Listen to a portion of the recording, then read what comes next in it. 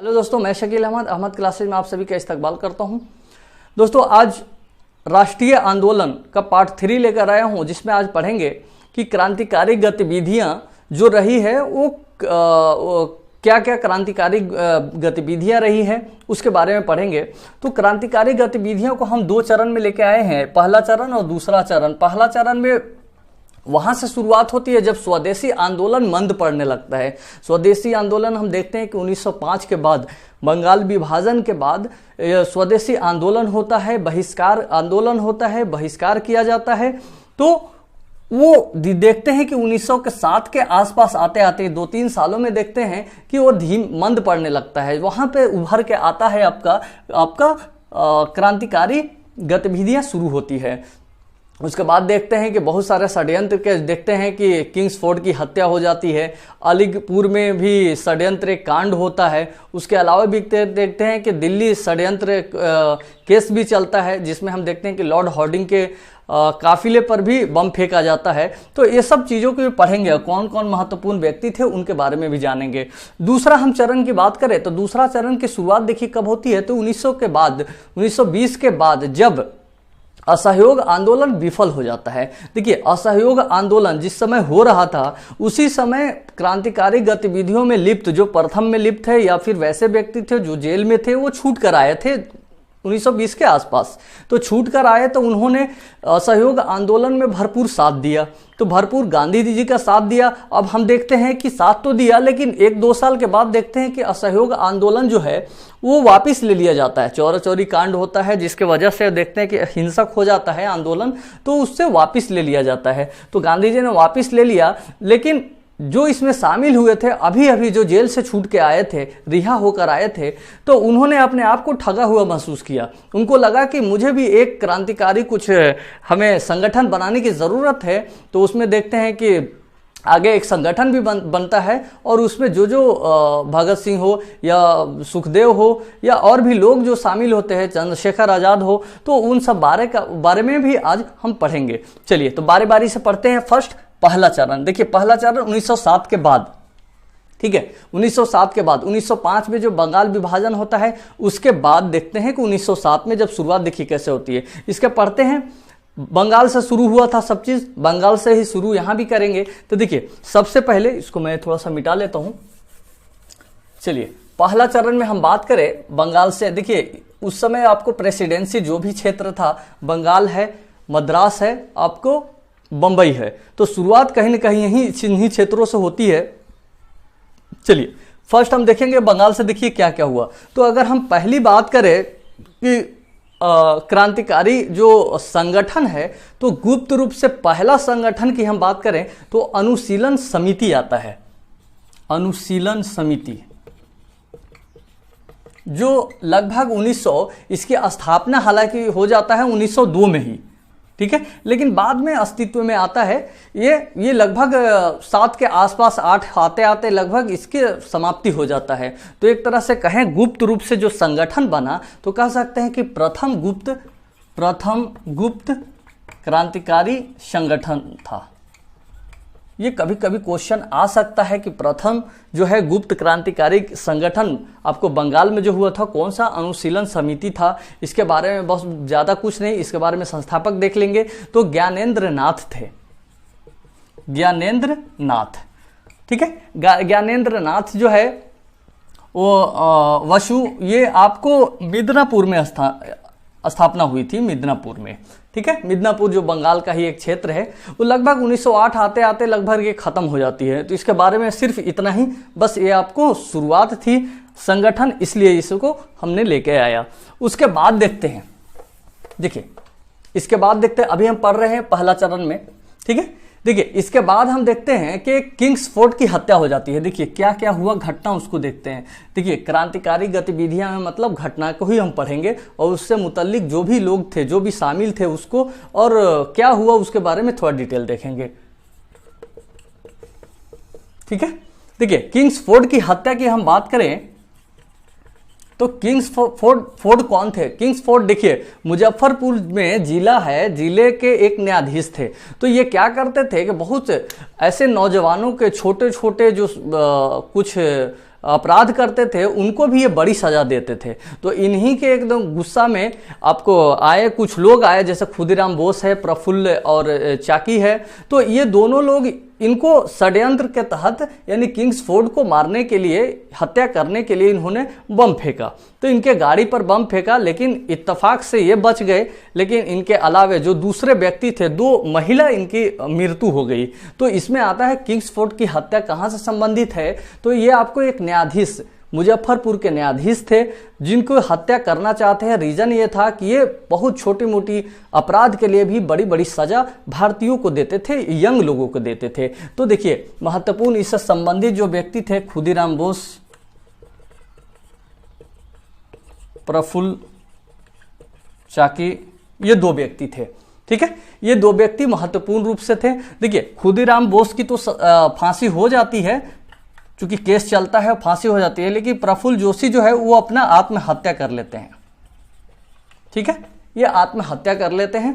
प्रफुल्ल आपको चाकी जो है वो आत्महत्या कर लेते हैं। तो इसके में बस यही हम याद रखेंगे कि किंग्सफोर्ड की हत्या जो है वो क्यों हुआ। तो एक न्यायाधीश थे और इनको किसने हत्या किया, तो खुदीराम बोस ने और प्रफुल्ल चौकी ने एक बम को इसके गाड़ी पर फेंका, लेकिन इत्तेफाक से ये बच गए। इसके पीछे जो आगे जो भी गाड़ी आ रही थी, दूसरे में जो व्यक्ति थी, 2 महिला थे, उनकी मृत्यु हो गई। चलिए इसके बाद हम देखते हैं,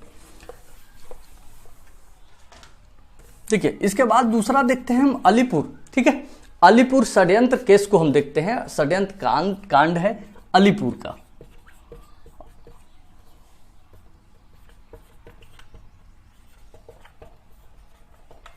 ठीक है, अलीपुर, देखिए अलीपुर षड्यंत्र कांड हम अब बात करें तो इसमें जो नाम आता है वो अरविंद घोष। देखिए 2 भाई ये लोग थे। ठीक है, अरविंद घोष थे और अरविंद घोष थे।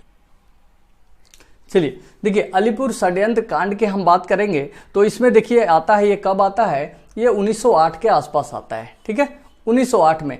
इसमें 2 व्यक्ति को, ये हुआ क्या था उसको समझते हैं। देखिए अलीपुर षड्यंत्र कांड की हम बात करें तो इसमें यह हुआ था कि ब्रिटिश सरकार ने कुछ जगह पर छापा मारना शुरू किया, यानी कि जो हथियार है उससे संबंधित ये छापा मारा। तो छापा मारने ही के क्रम में 2 भाई जो थे, वो 2 भाई कौन थे उसको भी देख लेते हैं कि 2 भाई थे। इसमें अरविंद घोष थे, अरविंद घोष, और इन्हीं का एक और भाई था बरिंद्र घोष। ये दोनों भाई को इन्होंने अपने कब्जे में ले लिया, यानी कि कारावास में डाल दिया। बाद में देखते हैं कि वो सजा भी होती है। तो इसके बारे में अलीपुर षड्यंत्र केस किससे संबंधित था, तो हथियार के रखने के क्रम में छापा मारा गया और उसमें अरविंद घोष और बरिंद्र घोष, ये 2 व्यक्ति थे। वो 1908 नहीं 1909 के आसपास में ये घटना हुई थी। तो इसके बारे में बस यही है, ज़्यादा और कुछ भी नहीं है। और इसके ऊपर अभियान चलाया गया और इसको बाद में हम देखते हैं कि छापा मारने के क्रम में इनको ले जाया जाता है और बाद में इनको सजा मिलती है। तो देखिए अलीपुर षड्यंत्र कांड में सिर्फ 2 ही चीज़ हम देखेंगे कि अरविंद घोष और बरविंद घोष, अरविंद बरविंद्र दोनों भाई थे। चलिए उसके बाद हम देखते हैं आगे, बंगाल से अब आगे जाते हैं तो इसमें पंजाब में हम देखते हैं। देखिए पंजाब में, देखिए पंजाब में क्या हुआ उसको भी हम समझते हैं।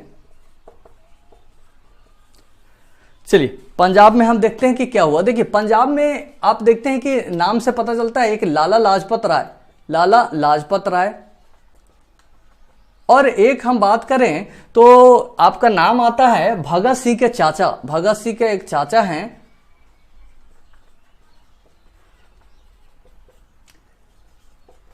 अजीत सिंह। ठीक है, ये दोनों महत्वपूर्ण रूप से बंगाल के लिए इन्होंने क्रांतिकारी घटनाएं को अंजाम दिया, और क्या दिया उसको भी हम समझते हैं। ठीक है, देखते हैं इसको।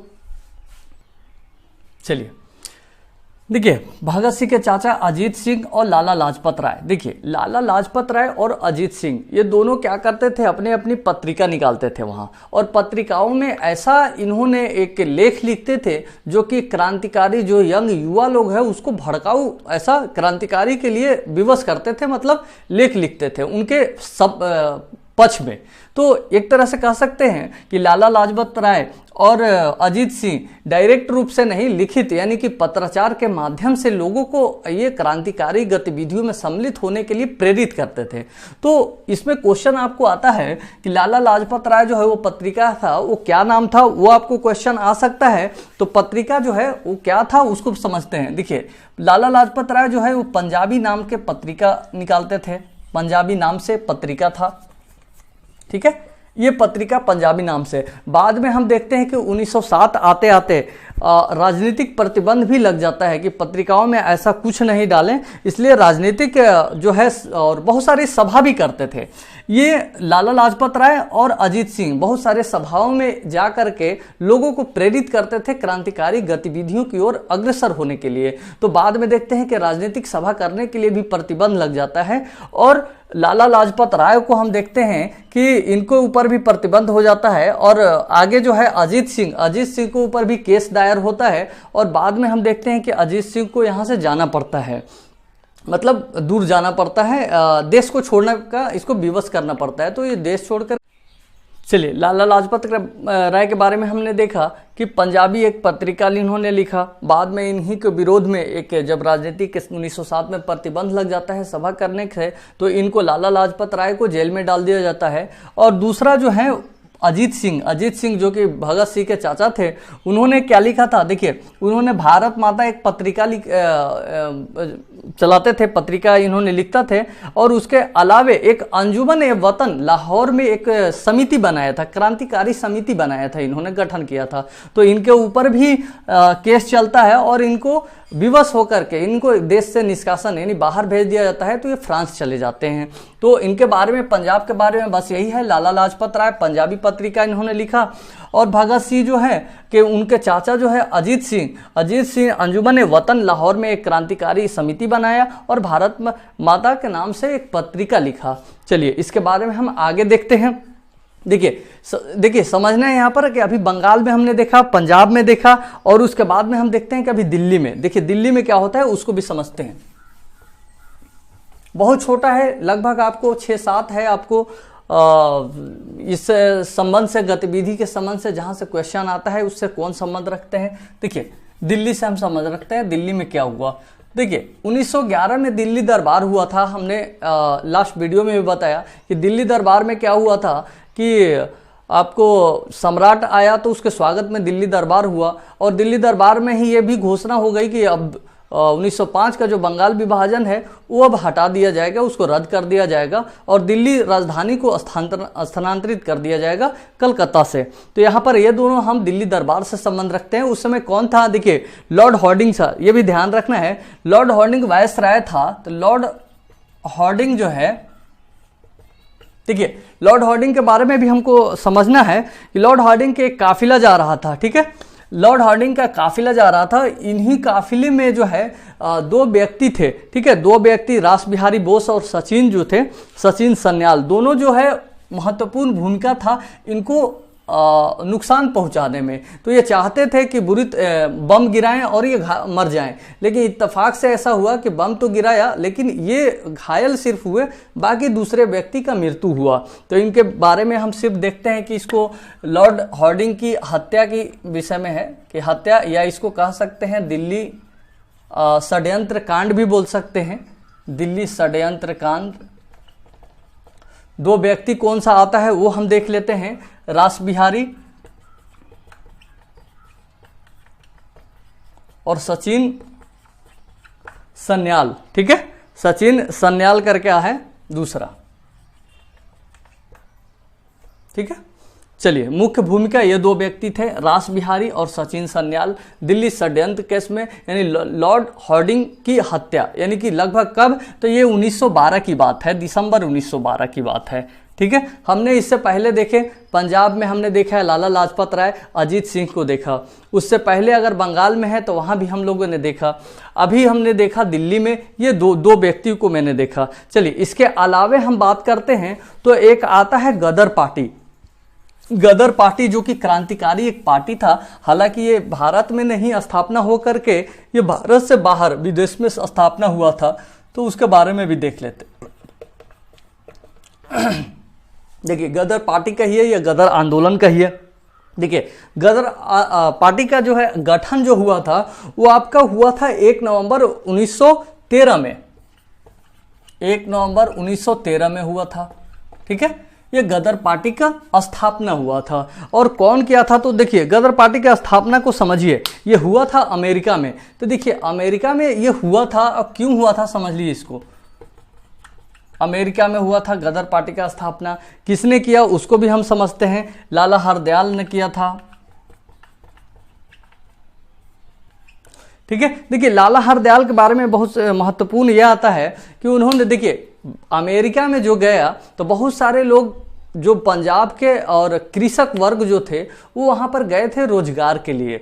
तो ये जो आपका गदर पार्टी जो हुई, इसमें जो कार्यकर्ता की हम बात करेंगे तो कार्यकर्ता में वही लोग शामिल हुए जो पंजाब से गए थे। पंजाब से गए थे, क्यों गए थे, तो बेरोजगार थे, वहां रोजगार के लिए गए थे। तो इसके लिए महत्वपूर्ण यही है कि पंजाब के जाने वाला किसान थे, ठीक है, जो कार्यकर्ता बने इसका आपको गदर पार्टी का। तो गदर पार्टी में बस 2 ही 3 आपका महत्वपूर्ण रूप है, ये है कि आपका अमेरिका में इसका स्थापना हुआ 1 नवंबर 1913 को, लाला हरदयाल ने किया। कार्यकर्ता कौन थे, तो पंजाब के किसान थे और भूतपूर्व सैनिक भी कह सकते हैं, भूतपूर्व सैनिक भी था। ठीक है, भूतपूर्व सैनिक भी था। ये दोनों आप हम देखते हैं कि इसमें, देखिए इसके अलावे हम देखते हैं कि इसके बाद देखिए गदर पार्टी 1913, देखिए 13 के बाद लगभग अब क्रांतिकारी घटनाएं छिटपुट होती है, इसलिए कि क्रांतिकारी घटनाएं में लगभग आपको शुरुआत में जो हुई 1907 के से लेकर के आप 11-12 तक आपको एवरी ईयर्स जो बड़ा बड़ा कांड हुआ, चाहे तो हत्या हुआ, हार्डिंग का हत्या हुआ, या उससे पहले हमने देखा किंग्सफोर्ड हत्या हुआ, तो इन सब चीज़ों को देखें कि बहुत बारीकी से 5 से 10 साल में सिर्फ 2, 4, 5 घटनाएं हुई है। इसके बाद कोई लंबा घटना वैसा नहीं है जिसको याद रखा जा सकता है, छिटपुट घटनाएं जरूर हुई है। चलिए इसके बाद हम देखते हैं द्वितीय चरण में। चलिए इसको मिटा कर आता हूँ, चलिए द्वितीय चरण देखते हैं।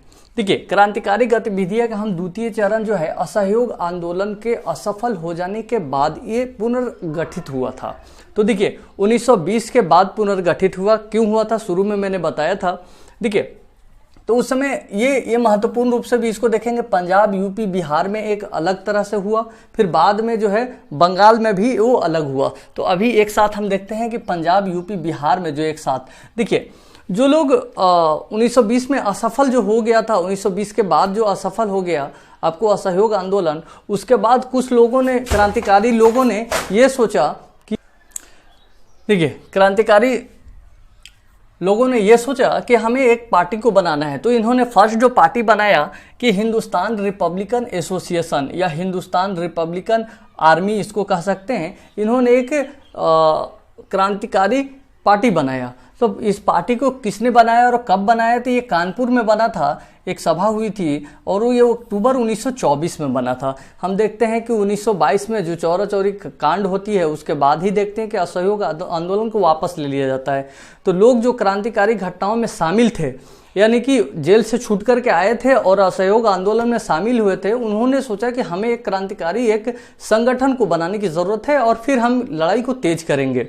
चलिए उसके बाद देखते हैं कि जैसे ही क्रांतिकारी ये घटना, ये हिंदुस्तान रिपब्लिकन एसोसिएशन आर्मी का जो स्थापना किया, इसके बाद इन्होंने ये महसूस किया कि हमें कुछ ज़रूरत है, पैसों की ज़रूरत है। तो इन्होंने क्या किया कि काकोरी हत्याकांड या डकैती कह सकते हैं, एक रेलवे लाइन तो जो सहारनपुर से होकर जाती थी, तो वो जो ट्रैक पे ये इन्होंने ट्रेन को लूटने की कोशिश किया और लूटा भी।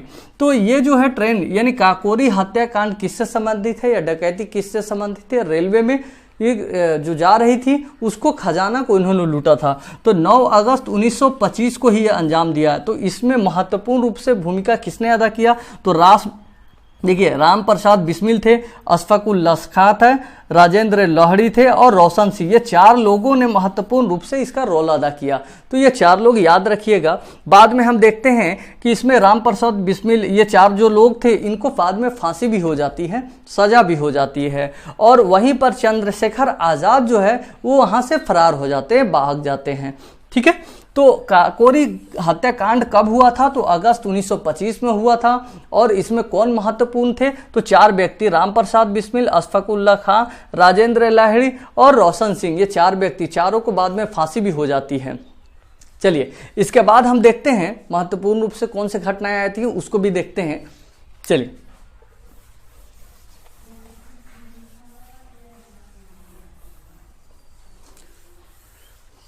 देखिए, हिंदुस्तान रिपब्लिकन पार्टी जो है वो फिर बाद में देखते हैं कि चंद्रशेखर आज़ाद जो फरार हो गए थे, उनके नेतृत्व में जो है इनको हिंदुस्तान रिपब्लिकन पार्टी को पुनः संगठित करने का काम करते हैं।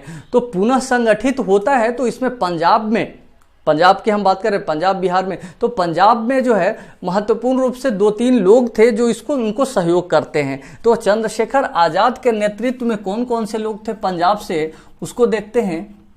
देखिए क्रमबद्ध तरीके से इसको समझेंगे तो आपको याद हो जाएगी, नहीं तो याद करने के लिए बैठिएगा तो इतिहास रटने से कुछ नहीं होगा, नहीं रट पाइएगा जब तक उसको कहानी की तरह लिंक करके न पढ़िएगा। ये कहानी ही तो है और कुछ भी नहीं है। तो देखिए कौन था? तो भगत सिंह, सुखदेव, हमने आगे इससे पहले पढ़े थे कि भगत सिंह के चाचा थे अजीत सिंह, जो कि क्रांतिकारी गतिविधियों को बढ़ाने में इन्होंने महत्वपूर्ण योगदान दिया था। देखिए कि अंजुमन एक समिति भी स्थापित किया था, और उसके अलावे हम देखें कि उन्होंने भारत माता मैगजीन भी प्रकाशित करते थे। देखिए भगत सिंह, सुखदेव, और एक नाम आता है भगवती चरण बोहरा, ये 3 व्यक्ति को साथ में लिया कौन? आपको चंद्रशेखर आज़ाद। इससे पहले देखें कि चंद्रशेखर आज़ाद जो है, इससे पहले जो डकैती ट्रेन जो बताया डकैती हुई थी, उसमें इन्होंने भाग गए थे, फरार हो गए थे, क्योंकि उस समय काफ़ी छानबीन और पकड़ हुई और केस भी चला, जिसमें इससे पीछे देखे कि अशफाकुल्ला खां या जो भी लोग थे उन लोगों का फांसी भी हो जाता है। तो अभी हम देखेंगे इसमें कि पंजाब से नेतृत्व कौन? चंद्रशेखर आज़ाद के नेतृत्व में पुनः संगठित किया गया। किसको? तो हिंदुस्तान रिपब्लिकन आर्मी कहिए या एसोसिएशन कहिए, उसको पुनः जीवित करने की कोशिश किया गया, और ये तीनों लोग साथ दिए। तो देखिए अब साथ दिए तो अब इन्होंने सोचा बाद में कि ये विचारधारा जो है क्रांतिकारी ना हो करके एक सामाजिक विचारधारा होए। तो इन्होंने सबके लोगों सोचा कि नहीं, तो इन्होंने क्या किया, एक सभा बुलाया, फिरोजपुर कोटला जो स्टेडियम है, मैदान है, वहाँ पर एक सभा बुलाया, और सभा में ये किया कि अब हिंदुस्तान रिपब्लिक जो पार्टी है उसका हम नाम बदल करके Hindustan socialist Republican party, Republican association या आर्मी हम ये रखेंगे। इसमें कि सोशलिस्ट जोड़ दिया, नहीं सामाजिक जोड़ दिया। तो उनका विचारधारा कहीं न कहीं समाजवादी की तरफ वो बढ़ गए। समाजवादी क्रांतिकारी से वो प्रभाव जो है वो खत्म हो गया, और प्रभाव जो है समाजवादी विचारधारा की तरफ बढ़ गए। तो अब नाम बदल करके Hindustan socialist Republican party, Republican association कहिए या आर्मी कहिए, ये अब रख दिया। तो ये कब हुआ था? तो दिसंबर 1928 में हुआ था। ठीक है, देखिए 1925 से हम लोगों ने देखा इसका स्थापना हुई थी। बाद में देखते हैं कि नाम अब चेंज हो गया, 1928 में सोशलिस्ट अब जुड़ गया। अब देखते हैं कि इसके आगे जो है कुछ घटनाएं देखते हैं, वो महत्वपूर्ण है, जहां से देखेंगे कि सैंडर्स हत्याकांड आया। उसके बाद हम देखते हैं कि केंद्रीय विधानसभा में एक बम भी फेंका गया। तो उनका कौन सा बंद रखते हैं, उससे भी मुतल्लक देखते हैं। चलिए फर्स्ट जो आता है आपको सैंडर्स हत्याकांड। देखिए सैंडर्स हत्याकांड का हम देखते हैं कि ये लाहौर में हुआ था। ये लाहौर में आपको हुआ था 1928 में। तो देखिए सैंडर्स हत्याकांड के विषय में एक चीज ये समझते हैं कि आपको लाला लाजपत राय को जो है वो लाठी चार्ज में मृत्यु हो गई थी, क्योंकि इन्होंने विरोध किया था। इसके बाद देखते हैं कि साइमन कमीशन जो बैठा था उसका इन्होंने विरोध किया था। तो विरोध किया था तो लाठी चार्ज हुआ, जिसमें लाला लाजपत राय को बुरी तरह से गंभीर रूप से चोट हो गई। बाद में इनको मृत्यु हो गई। तो भगत सिंह, चंद्रशेखर आज़ाद और राजगुरु को ऐसा मानना था कि जो आपका लाला लाजपत राय का जो मृत्यु हुआ है वो कहीं ना कहीं सैंडर्स को दोषी मानते थे। इसीलिए उनको सबक सिखाने के लिए सोचा कि ये दोषी है, इनको तो हम हत्या करेंगे, चाहे बम फेंकना पड़े, जैसे करना पड़े हम करेंगे हत्या। तो ऐसा मानते थे। तो इनमें महत्वपूर्ण रूप से आता है नाम आपका भगत सिंह,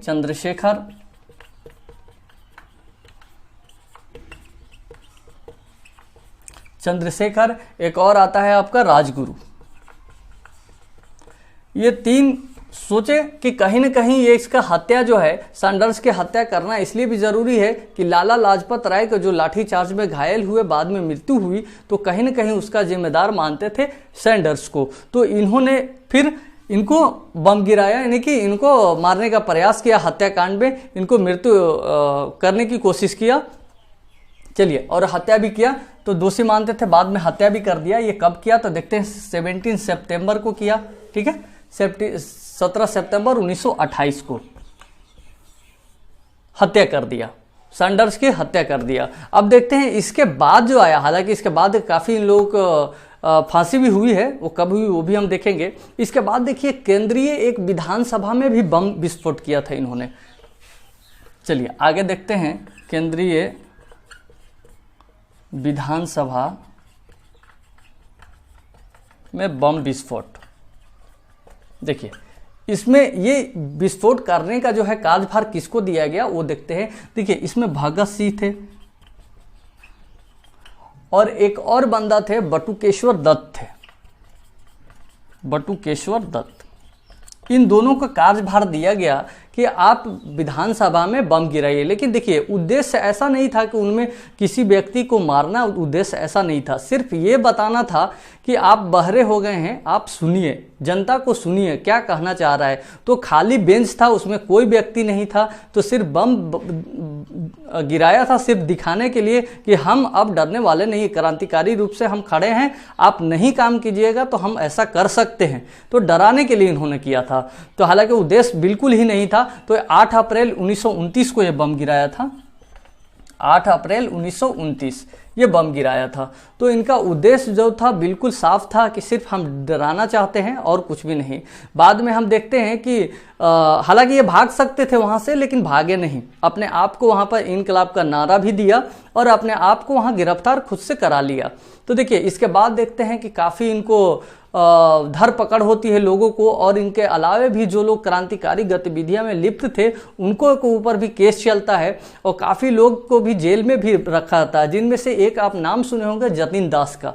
देखिए जतिन दास का कहीं ना कहीं एक लंबा भूख हड़ताल किया था जेल में ही, जिससे मृत्यु हो गई थी। जतिन दास सब याद रखिएगा। इसके अलावा देखते हैं कि इससे पहले जो आपका केस चल रहा था, जो कि सैंडर्स के हत्याकांड का जो केस था, जो लाहौर में था, तो उसके ऊपर भी केस चल रहा था। अब अंततः देखते हैं कि 23 मार्च जो है, अंततः इनको 23 मार्च जो है और 1929 को इनको आपका फांसी हो जाती है।